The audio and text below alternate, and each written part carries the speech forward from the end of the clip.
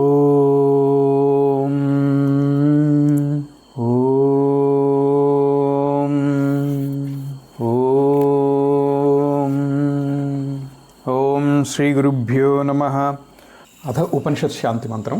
ఓం సహనావవతు సహనౌ భునక్తు సహ వీర్యం కరవావహై తేజస్వినావధీతమస్తు మా విద్విషావహై.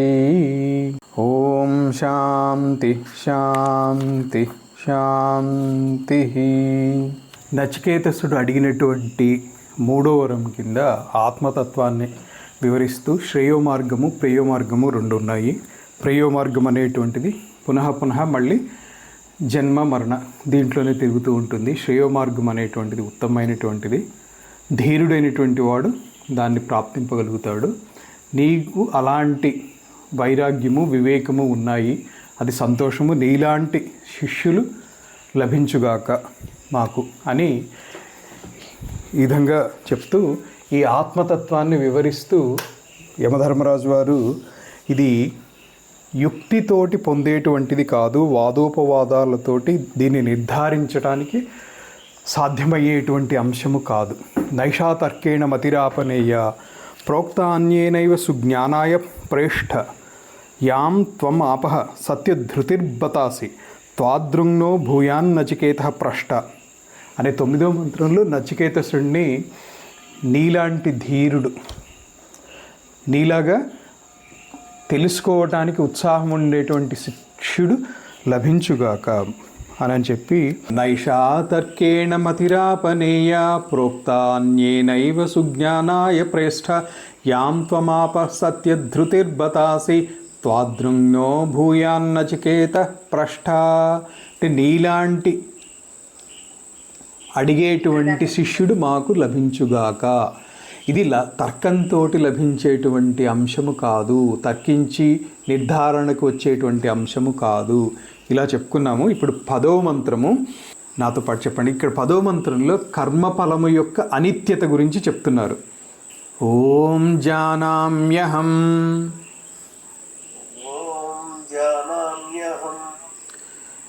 శేవధిరిత్య నిత్యం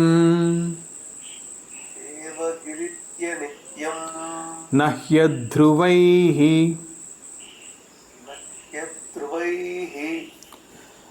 ప్రాప్యతే ధ్రువం తత్ తతో మయా నాచికేతశ్చితోగ్నిః అనిత్యైర్ద్రవ్యైః ప్రాప్తవానస్మి నిత్యం. ఓం జానామ్యహం శేవధిరిత్య నిత్యం నహ్యధ్రువైః ప్రాప్యతే ధ్రువం తత్ తతో మయా నాచికేతశ్చితోగ్నిః అనిత్యైర్ద్రవ్యైః ప్రాప్తవానస్మి నిత్యం. పదచ్ఛేదం. జానామి అహం శేవధిః ఇతి అనిత్యం న హి అధ్రువైః ప్రాప్యతే హి ధ్రువం తత్ తతో మయా నాచికేతః చితః అగ్నిః అనిత్యైః ద్రవ్యైః ప్రాప్తవాన్ అస్మి నిత్యం. దీని సంక్షిప్త అర్థము ఇంతకు ముందు శ్లోకంతో అనుసంధానం. ఏది? నైషాతర్కేణ మతిరాపనేయ ప్రోక్తాన్యేనైవ సుజ్ఞానాయ ప్రేష్ఠ యాం త్వమాపః సత్యధృతిర్బతాసి త్వాదృంగ్నో భూయాన్నచికేత ప్రష్ట అని చెప్పి ఇప్పుడు తన గురించి చెప్తున్నారు. కర్మఫలం యొక్క అనిత్యత, కర్మఫలం యొక్క అనిత్యత. నాకు ఇది తెలుసు. ఏది? అనిత్యమైనటువంటి ద్రవ్యాలతోటి మనం పొందగలిగినటువంటి ఫలితము అనిత్యమైనటువంటి ఫలితమే ఉంటుంది. ఆయన తెలిసినప్పటికీ నేను ఈ నాచికేతాగ్ని చయనంతో సాపేక్షికమైనటువంటి నిత్య స్థానము అంటే యమలోక ప్రాప్తి, యమలోకానికి ఆధిపత్యం అది పొందాను అని చెప్తున్నారనమాట. దీన్నే భాష్యంలోకి వెళ్ళి చూద్దాం. అనిత్యమైనటువంటి ద్రవ్యాలతోటి ఇక్కడ సేవధి అంటే నిధి. ఒక నిధి పొందాలి అంటే దానికి ఎంత శ్రమ పడాలి? సులభంగా లభించేటువంటి వాటి యొక్క ఫలితము అల్ప ఫలితమే ఉంటుంది. దీన్నే మేనేజ్మెంట్ టెర్మినాలజీలో low lying fruits are easy to pluck or grab. ఇప్పుడు మామిడి చెట్టు ఉందనుకోండి, మామిడి చెట్టులో సీజన్లో చెట్టు నిండా పళ్ళు కనిపిస్తాయి. కింద అందేటువంటి వాటికి పెద్దగా శ్రమ అక్కర్లేదు. అది ఎవరైనా కూడా కోసేస్తూ ఉంటాడు, పూర్తిగా పండేదాకా కూడా ఉంచరు, అందుతూ ఉంటే కోసేసుకుంటుంటారు, వెళ్ళిపోతూ ఉంటారు. పైన ఉన్నటువంటివి అందరికీ అందవు, చక్కగా చెట్టుకే ఉండి పండేదాకా అక్కడ ఉంటాయి. దాన్ని కొయ్యటం కొంచెం కష్టం. అందుకని అది కొంచెం ఇంకో 2-3 అందరికీ అందవు కాబట్టి కొంచెం తేలిగ్గా దొరకదు. అది చెట్టుకి ఇంకొంచెం ఎక్కువసేపు ఉంటుంది, కొంచెం బాగా పండితే దాని రుచి కూడా వేరే ఉంటుంది. అదేవిధంగా అనిత్యమైనటువంటి ద్రవ్యాలతోటి పొందేటువంటి ఫలితం కూడా అల్ప ఫలితమే ఉంటుంది తప్ప అద్భుతమైనటువంటి ఫలితం ఉండదు అని నాకు తెలుసు. జానామి అహం, అదే చెప్తున్నారు ఇప్పుడు శాంకర భాష్యం దీనికి. జానామి అహం సేవధి నిధి కర్మఫల లక్షణ నిధి ఇవ ప్రార్థ్యతే ఇది. అంటే ఈ కర్మల యొక్క ఫలితం, ఈ కర్మఫలాలతోటి లక్షణం ఏంటంటే దీన్ని ఒక నిధితోటి పోల్చి చెప్తున్నారు. ఒక నిధిని ఇవ ప్రార్థ్యతే ఇది. అసౌ అనిత్యం అనిత్య ఇది జానామి, అంటే వీటికి కలిగేటువంటి ఫలితము కూడా అనిత్యతత్వాన్నే కలిగి ఉంటుంది తప్ప నిత్యత్వం కలిగి ఉండదు అని నాకు తెలుసు. జానామి అహం జానామి. నహి యస్మాత్ అనిత్యైః అధ్రువైః నిత్యం ధ్రువం తత్ ప్రాప్యతే పరమాత్మాఖ్యః సేవధిః. గొప్ప నిధి అయినటువంటి పరమాత్మాఖ్యః సేవధిః, పరమాత్మ అని చెప్పబడేటువంటి గొప్ప నిధి ఏదైతే ఉందో, అనిత్యమైనటువంటి అధ్రువమైనటువంటి అనిశ్చితమైనటువంటి ద్రవ్యాలతోటి నా తత్ప్రాప్యతే. ఈ లైన్లో ముందు వచ్చినటువంటి నా ఏదైతే ఉందో దీన్ని ఇక్కడ అనుసంధానం చేసుకుంటే అర్థమైపోతుంది. నా తత్ప్రాప్యతే పరమాత్మాఖ్యః సేవధిః. ఏది? యస్మాత్ అనిత్యైః అధ్రువైః యత్ నిత్యం ధ్రువం తత్ న ప్రాప్యతే. నిత్యవస్తువు అయినటువంటి పరమాత్మతత్వము ఈ అనిత్యమైనటువంటి సాధనలతోటి, అనిత్యమైనటువంటి ద్రవ్యాలతోటి చేసేటువంటి సాధనలతోటి లభించదు అని చెప్పారు. యస్తు అనిత్య సుఖాత్మక సేవధిః సహ ఏవ అనిత్యైః ద్రవ్యైః ప్రాప్యతే. అనిత్య ద్రవ్యాలతోటి పొందగలిగినటువంటి నిధి కూడా అలాంటి అల్ప అనిత్యమైనటువంటిదే. హి యతః తతః తస్మాత్ మయా జానతాపి. ఇంత తెలిసినప్పటికీ కూడా నిత్యం అనిత్య సాధనైః న ప్రాప్యతే ఇది. నిత్యమైనటువంటి వస్తువు అనిత్యమైనటువంటి ద్రవ్యాలతోటి సాధనలతోటి పొందలేము అనేటువంటిది తెలిసినప్పటికీ కూడా ఇది నచికేతః చితః అగ్ని, అంటే ఈ నచికేతాగ్ని అనేటువంటిది ఏదైతే నేను స్వర్గలోక సాధనంగా నీకు చెప్పానో ఆ నచికేతాగ్ని అనిత్యైః ద్రవ్యైః. అనిత్య ద్రవ్య అంటే అందులో పశువధ ఇలాంటివి హింసతో కూడుకున్నటువంటివి ఏవో ఉండుంటాయి అక్కడ. అందుకనే పశ్వాదిభిః అంటే గోదానం అలాంటివి చేస్తారు కాబట్టి కూడా అలా పశ్వాదిభిః ఆ యజ్ఞానికి ఇవన్నీ కావాల్సి ఉంటాయి అని అలా కూడా ఏమన్నా చెప్పి ఉండొచ్చు, లేదా అందులో పశుహింస కూడా ఉండవచ్చు. అనిత్యైః ద్రవ్యైః పశ్వాదిభిః స్వర్గసుఖ సాధనభూతః, అంటే అది ఇవ్వగలిగినటువంటి గొప్ప ఫలితం ఏంటంటే స్వర్గసుఖ సాధనభూతః. అగ్నిః నిర్వర్తిత, నేను నెరవేర్చాను అంటే దాన్ని అనుష్ఠానం చేశాను ఇది అర్థ. తేన అహం అధికార ఆపన్నః నిత్యం యామ్యం స్థానం, అంటే ఇక్కడ సాపేక్షికమైనటువంటి యమలోక స్థానం అనేటువంటిది నిత్యం అని కాదు, కాకపోతే సాపేక్షికంగా నిత్యమైనటువంటిది. స్వర్గంతో పోలిస్తే నిత్యమైనటువంటిది, అంటే స్వర్గలోకం కంటే ఎక్కువ పరిధి కలిగినటువంటిది యమలోక ఆధిపత్యం. అలాంటి దాన్ని నేను తేన అహం అధికార అంటే యమలోకానికి అధికారాన్ని ఆపన్నం పొంది ఉన్నాను. నిత్యం యామ్యం స్థానం స్వర్గాఖ్యం నిత్యం ఆపేక్షికం ప్రాప్తవాన్ అస్మి, నేను దాన్ని పొందాను. ఇది 10వ మంత్రానికి శాంకర భాష్యం. తర్వాత ఇప్పుడు 11వ మంత్రము. 11వ మంత్రంలో నచికేతసుడిని చక్కగా అంటే అతని యొక్క బుద్ధి వివేకాల్ని స్తుతించారు యమధర్మరాజు సాక్షాత్. సంక్షిప్తంగా ఇంతకుముందు చెప్పుకున్నాము, కాకపోతే మంత్రము భాష్యం చెప్పుకోలేదు కాబట్టి అవి మాత్రం ఇప్పుడు చెప్పుకుందాం. ఓం కామస్యాప్తిం జగత ప్రతిష్టాం క్రతోరనంత్యం అభయస్య పారం స్తోమమహదురుగాయం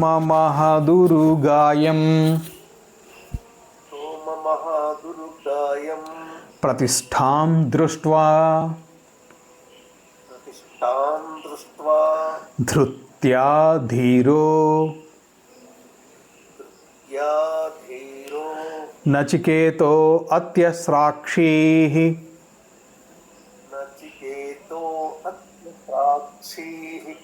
అత్యస్రాక్షి ఇది ఒకసారి మంత్రము అందరం కలిసి చెప్పేద్దాం.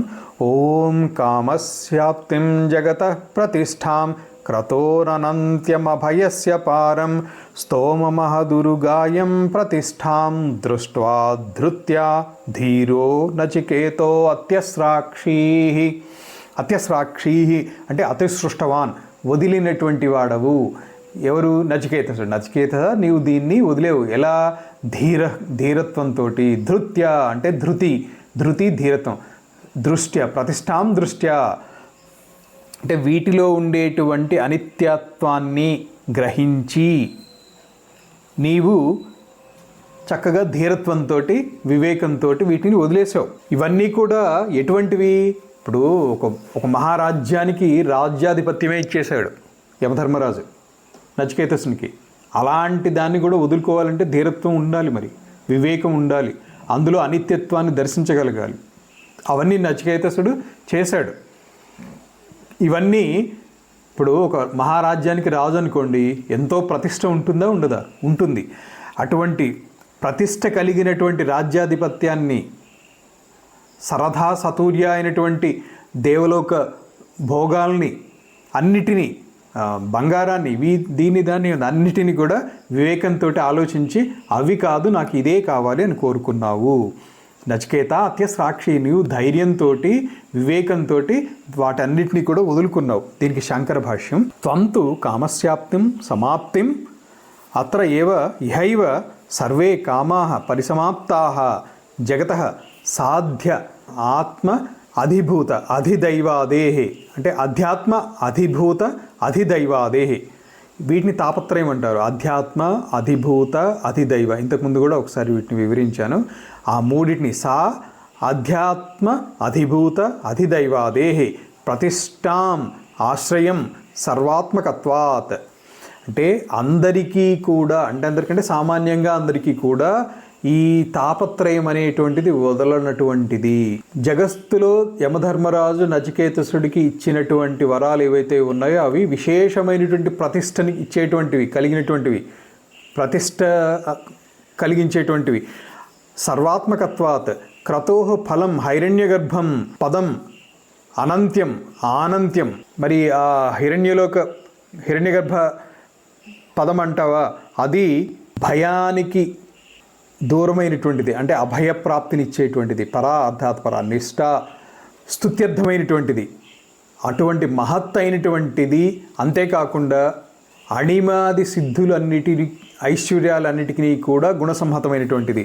ప్రతిష్టాం ఆశ్రయం సర్వాత్మకత్వాత్ క్రతోః ఫలం హైరణ్యగర్భం పదం అనంత్యం అంటే ఆనంత్యం అభయస్య చ పారం పరాం నిష్ఠాం స్తోమం స్తుత్యం మహత్ అణిమాది ఐశ్వర్యాది అనేక గుణసంహతం స్తోమం చ తన్ మహచ్చ నిరతిశయత్వాత్ స్తోమ మహత్ ఉరుగాయం. ఉరుగాయం అంటే విస్తీర్ణం గతిం, చాలా విస్తీర్ణమైనటువంటి గతి కలిగినటువంటిది.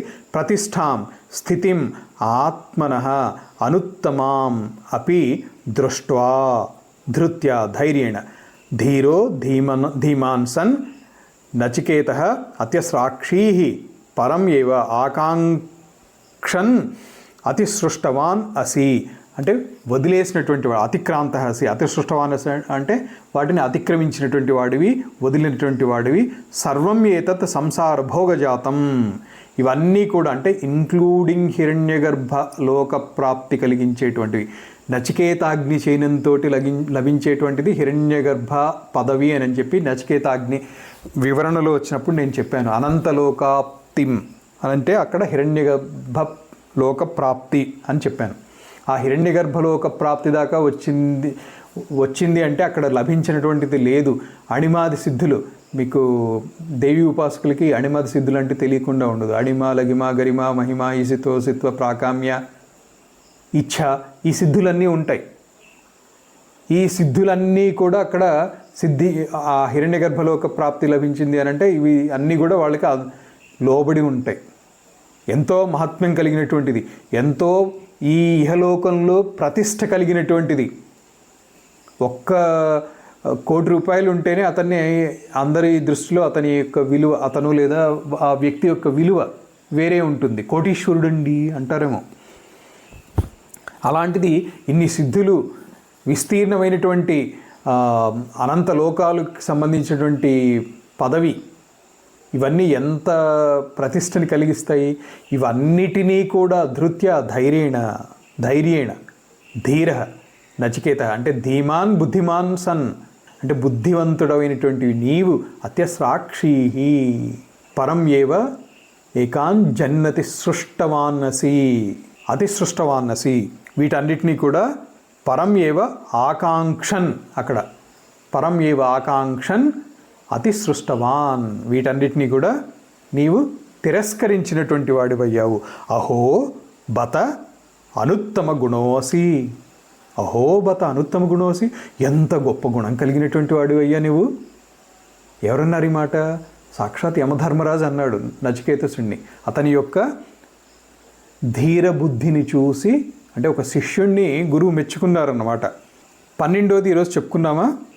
చెప్పేసుకుందాం అయితే. ఓం తం దుర్దర్శం గూఢమను ప్రవిష్టం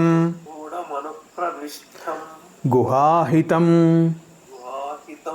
గహ్వరేష్టం పురాణం అధ్యాత్మయోగాధిగమేన దేవం మత్వా ధీరో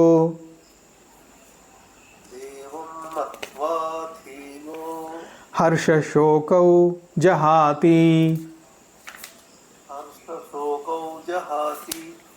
ఒకసారి అందరం కలిసి చెప్పుకుందాం. ఓం తం దుర్దర్శం గూఢమను ప్రవిష్టం గుహాహితం గహ్వరేష్టం పురాణం అధ్యాత్మయోగాధిగమేన దేవం మత్వా ధీరో హర్షశోకౌ జహాతి. ఇది ఆత్మజ్ఞానానికి ఫలితం. ఇంతవరకు నచికేతసుడికి కర్మఫలాల్లో అనిత్యము, నచికేతసుడి యొక్క సుగుణము అవన్నీ చెప్పి ఆత్మజ్ఞానానికి ఫలితం ఏంటి అనేటువంటిది ఈ మంత్రంలో చెప్తున్నారు. ఇది అంత సులభంగా పొందగలిగినటువంటిది కాదు, రహస్యమైనటువంటి స్థానంలో ఉన్నటువంటిది. అంటే ఎక్కడ ఉంది? నీలోనే ఉంది, నీ బుద్ధిలోనే ఉంది. పురాతనమైనటువంటిది. ఆధ్యాత్మయోగాన్ని సాధించటం ద్వారా, అంటే సాధన చేయటం ద్వారా దీన్ని తెలుసుకోగలుగుతాము. అది తెలుసుకున్నటువంటి వాళ్ళకి ఏం జరుగుతుంది? హర్షశోకవు జహాతి అంటే హర్షాన్ని, శోకాన్ని, అంటే ఏదన్నా ఒక ప్రాప్య వస్తువు ప్రాప్తించితే హర్షము ఉండదు, అప్రాప్య వస్తువు ప్రాప్తిస్తే వికారము ఉండదు. అంటే ఎటువంటి వికారాలు ఉండవు.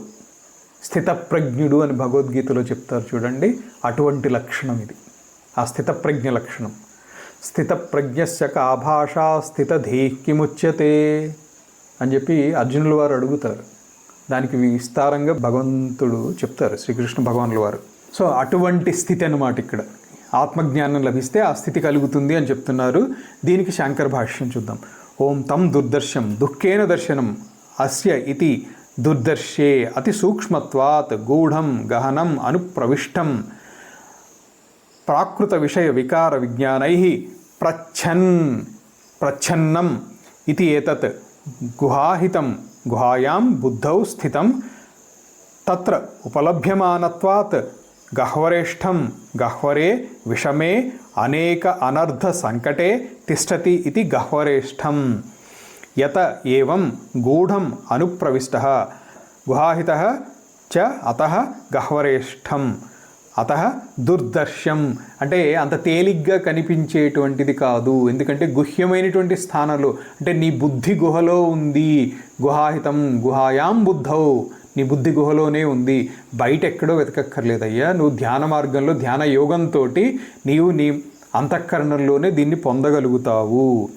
తం పురాణం పురాతనం అధ్యాత్మయోగాధిగమైన విషయేభ్య ప్రతిసంహృత్య చేతస ఆత్మని, ఏ చైతన్యమైతే నీ బుద్ధి గుహలో ఉండి నీ శరీరంలో జరగవలసినటువంటి సర్వకార్యాలని నిర్వర్తింపచేయటానికి సాక్షిగా ఉండి ప్రేరకం అవుతోందో ఆ చైతన్యమే ఆత్మ చైతన్యము. ఆత్మని సమాధానం అధ్యాత్మయోగ తస్య అధిగమ తేన మత్వా దేవం ఆత్మానం ధీర హర్షశోకౌ ఆత్మన ఉత్కర్ష అపకర్షయో అభావాత్ జహాతి. అంటే పొంగిపోవటము కుంగిపోవటము అంటాం కదా, అదే ఉత్కర్ష అపకర్షయో అభావాత్, అవి లేకపోవటంతో వీటిని అతిక్రమించినటువంటి వాడవుతాడు. ఎక్కడ? ఆత్మన, ఆత్మయందే. ఆత్మైవ హ్యాత్మనో బంధు ఆత్మైవ రిపురాత్మన. ఈ ఆత్మలోనే, నీ అంతఃకరణంలోనే, నీ బుద్ధి గుహలోనే ఏ చైతన్యం ద్వారా శారీరకమైనటువంటి అన్ని అవస్థలని నిర్వర్తింపచేస్తూ సాక్షిగా ఉంటూ శరీరంలో జరిగేటువంటి ప్రాణాపాన వ్యాన ఉదాన సమాన అన్ని క్రియలకి కూడా ప్రేరకంగా ఉంటూ సాక్షిగా ఉంటూ నీలోనే ఉన్నటువంటి ఆ ఆత్మతత్వాన్ని దర్శించినటువంటి వాళ్ళు స్థితప్రజ్ఞులవుతారు, హర్షశోకాలకి అతీతులవుతారు అని 12వ మంత్రంలో చెప్పుకోవటమైంది. శాంతి మంత్రం చెప్పుకుందాం. ఓం సహనావవతు సహనౌ భునక్తు సహ వీర్యం కరవావహై తేజస్వినావధీతమస్తు మా విద్విషావహై. ఓం శాంతి శాంతి శాంతి. ఓం తత్సత్.